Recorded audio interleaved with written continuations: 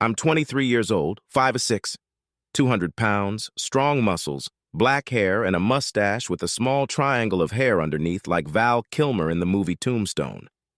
As far back as I can remember, computers have come easy to me. I can almost make them sit up and talk when I need to. So you can say, by day I was a knowledgeable geek, but at night I turned into a man on the net, Mr. Dark. Then one of the group made a bet that would bring the winner $10 million in cryptocurrency. I was bored, so I texted him that I'd take the bet. It's not my money if I lose. The gist of the bet was that you had to give up hacking for 3 months and lead an honest life with $1 million in your pocket, which was supposed to grow to $3 million by the end of the 3rd month.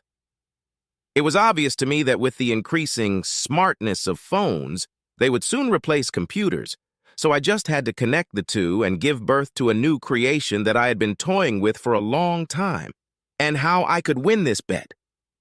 I sat in the museum that rich people call home and shook my head. I guess having a heart attack at such an early age makes you reassess your life priorities. The lady told me to take a seat in a rather large office and told me that the lady of the house would see me soon. I never liked people who felt the need to flaunt their wealth and thought everyone else was beneath them. So at the tender age of 20, while I was playing shooters and smoking pot at a friend's birthday party, I had an idea. I created an app that allowed me to remotely activate my phone's screen and sound and maintain a GPS signal even if the phone was turned off.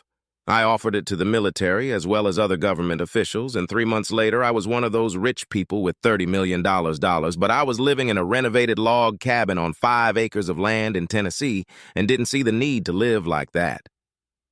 The door behind me started to open as I rose to my feet, and then a woman entered the room and sat at a desk with a rather large gentleman behind it. She stood in a light gray top that framed her beautiful breasts that went down to a very thin waist, but when she picked up a book that was on the desk and turned to put it back on the shelf, I instantly fell in love. Her ass was pure perfection. I heard a quiet cough and realized I was hooked. I looked up and a slight smirk appeared on her lips. "So, Mr. Smythe?" "Smythe," I corrected. "Smythe, you say you have proof that my husband was having an affair?" "I've had the best private investigators try that and come up with nothing. What makes you think you can?" "I have an argument and they don't," I said. She looked me over from head to toe. Button-down shirt, slacks, and nice tennis shoes. "Really? Prove it." I asked for his ISP and phone number, which I typed into the tablet from my bag, and 4 minutes later, audio appeared on my Bluetooth. "I can't hear anything," she said impatiently. I slowly stood up and walked over to the table and bent over. The large male started to move, and I laughed with my hands in the air. "I just wanted to see her fangs and tail," and sat back down, then turned off the Bluetooth so it would go on the speaker. Suddenly, the room was filled with a female voice. "That's it, Daddy. Show your girl how much you like me and not this bitch that won't let you near me and what's yours." Then a male voice replied, "After I'm done, I'm going to take that sweet ass of yours. Maybe we should let her look at us sometime." "Bad, Daddy," the woman giggled, and I cut the connection. "Is that enough proof, or do you want a gift wrapped?" I said rather sharply. Her eyes narrowed with a slap. "People like you always want to get other people's money, not work for it. What is your price, Judas? 30 pieces of silver, or has the price gone up since last time?" The usual trophy wife nonsense. And I was on the verge of saying what a man shouldn't say to another man's woman when the clouds parted, and I saw my perfect plan to humble her in her sharp mouth. I told her I didn't want her money. She looked shocked and then exclaimed, "I'm definitely not sleeping with you." I just laughed at her and then hardly stopped. "I'll give it all to you for free and only on one condition. And that is that you stop acting so arrogant and enjoy an old-fashioned barbecue with me and try everything we simple folk like you can even have a rescue vehicle nearby. So if you can't take the heat—" She laughed. "That's it. I thought you had a brain. It's a deal, and he'll be here for my safety." "See you in 2 weeks," was my reply. 2 weeks later.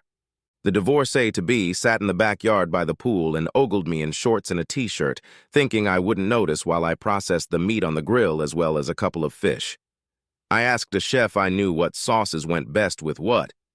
Then I wanted something so hot it would brand you. He said I wasn't a nice person, but made it up anyway. She brought wine. I stuck 12 bottles in her fridge. But after we emptied the first bottle and half finished the second, she started to relax and apologized for our first meeting. But now that all the stress had passed, she found it even more relaxing than she thought and asked if I'd bring another bottle of wine. When I returned, music was playing softly. But I turned into a statue as she came out from behind the bush with no shorts on, just a thong and a tank top that barely reached her hips, took my hand and led me over to a chair, and when she sat down, spread her legs and told me that I hadn't tasted all the samples yet, and as a judge, I had to test each one thoroughly. All I remember is that the wine went somewhere and my eyes stopped on hers, and my smile slowly lowered to my most favorite thing in the world. I raised my head and slowly brought my face close to hers and kissed her lips. "Sorry, babe. It's my fetish. I can have sex all day long if you let me," I said honestly.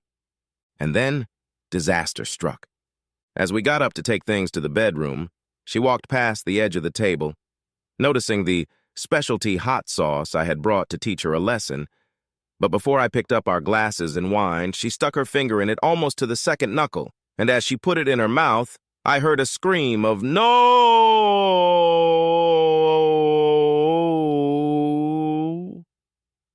3 days later, I signed for the package, and when I looked inside, I saw a silk pouch and underneath it a note that read, "To Michael W. Smythe, I can't believe what I'm about to say, but here goes."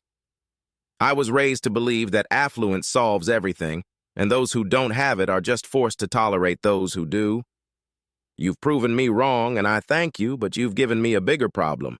I've fallen in love with a regular guy, but I feel I need more protection than I'm already provided with. Open the package now.